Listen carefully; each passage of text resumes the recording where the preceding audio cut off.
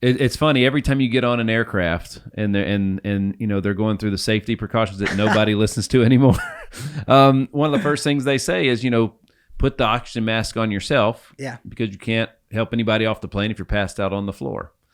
That's the greatest analogy I can't find anything better that describes exactly what you just said. If you're not of certain I have health, one better for you. All right, what you got? So I was working on a dispute probably about 10 years ago, and it was a big company-to-company dispute. And one of the companies, my client, had hired a business consultant strategist. And I remember one day just going through the emails, and I get his email, and his signature line had his name, and it says business strategist, and it said leaders eat last. Okay. And I use that a lot. And would you agree with that statement or disagree, given what you just asked me? Yeah.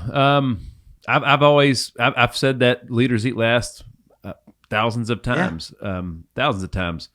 So I think about it, and I think of it entirely different. Okay. Because leaders eat last, he's like, I take a different phrase. And that is, if the king doesn't rise, the kingdom falls. Mm-hmm.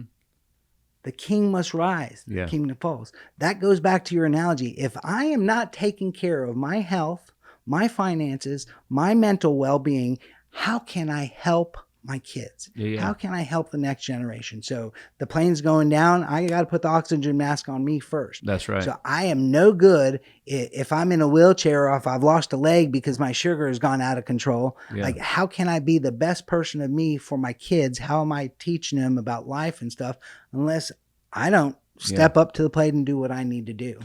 Most you see the same problem probably out of a lot of lawyers when they're not taking care of themselves. Like, what are some warning signs, or how do you like, what was it about yourself that you noticed? Is it physical appearance? Is it bags underneath your eyes? Is it like losing train of thought? Like, I know if I'm under rested, sometimes it just takes me, like, I'll just lose my place in a conversation or something. I drift off or something like that, It's sad and unfortunate, but I don't know that you can always see it on somebody because lawyers are good liars. Got it. Lawyers are good liars. So I don't think you can always see it, but the symptoms of chaos, addiction, financial strain, broken families, marriages. Over the years, I've worked with, say, three types of attorneys. I remember working with an attorney one time who was really, really young, fresh out of law school, dealing with a development issue, missed a statute of limitations. That's the deadline to file a lawsuit. Mm-hmm. And so early in your career, this young attorney had missed the statute of limitations. Can you imagine the stress on that attorney as a young lawyer? Yeah. Oh my gosh, what do you do? I've worked with somebody with an addiction, an attorney with an addiction. Those are very difficult. I've worked with an attorney who had struggles at home, stress at home, whether it was financial, broken relationship and all that. And ultimately, working with those attorneys, I was able to find a resolution out for them. Yeah. And you want to know who those attorneys were? Who? Me. Really? Got it. All three of those. Wow. All three of those attorneys. I worked with me through those problems.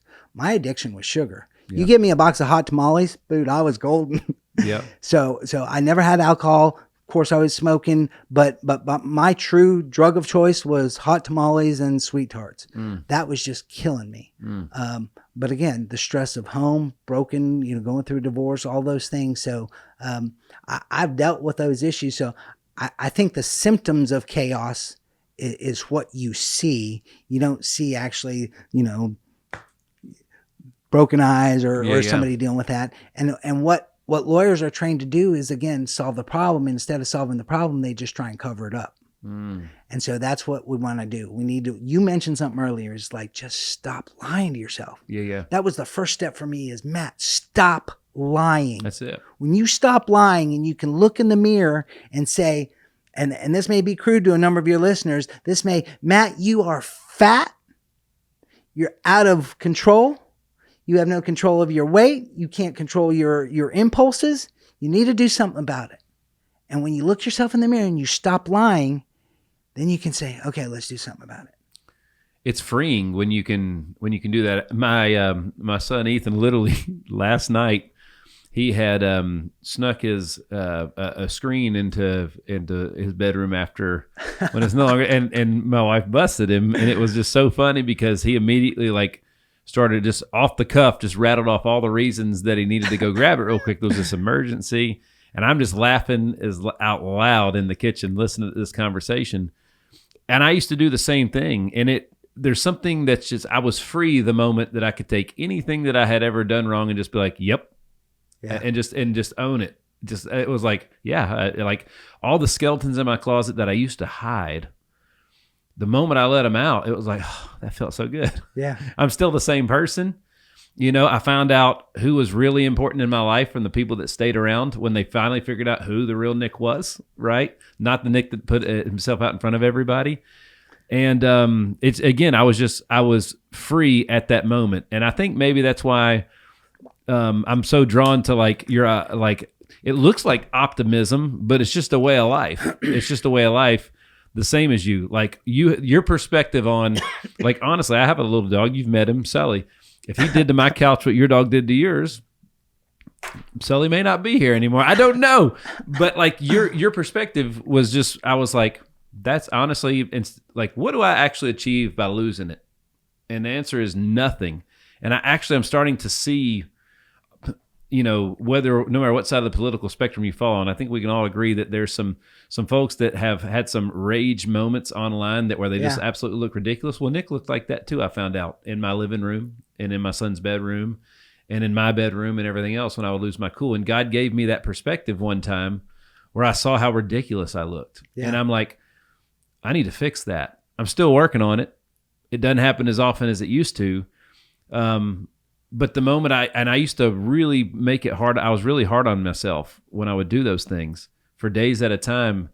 And now it's just like, well, I did it again, but I didn't do it as long. And now I've recognized it. Now I'm, you know, my family accepts it and they're helping me through it. Like, you know, my wife and I have little things. It's like when I'm starting, she can feel me losing my cool.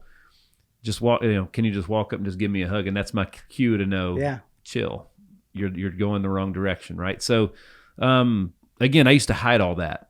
Yeah. And I don't anymore. And it feels good.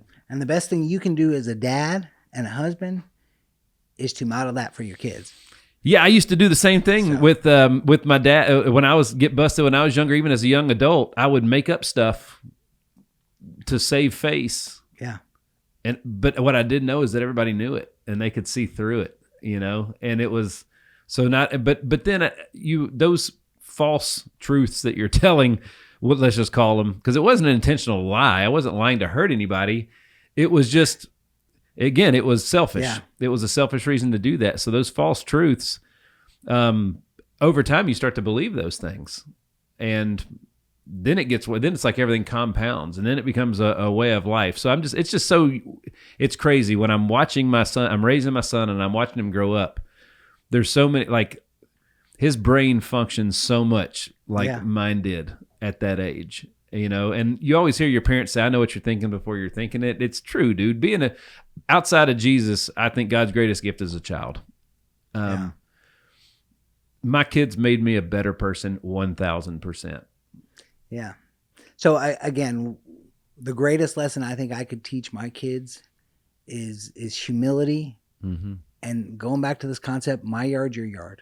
Mm. And so modeling that, I can't just teach them that. I have to live that. Yeah. And after I started living that, I'd sit down with a couple of my kids now and we have safe words that, you know, if we say, one of my kids, I won't name who, but if I say chili fries, she knows that we're going to have a fun conversation, but it's going to be very vulnerable. Got it. Because that's a safe place for her to tell me what she feels like. Yeah. So that's where we're going to work on her yard stuff. Mm-hmm. But if it's my yard, that's a great thing you can learn. Thanks for tuning in. Like and subscribe for more and visit nickhyder.com.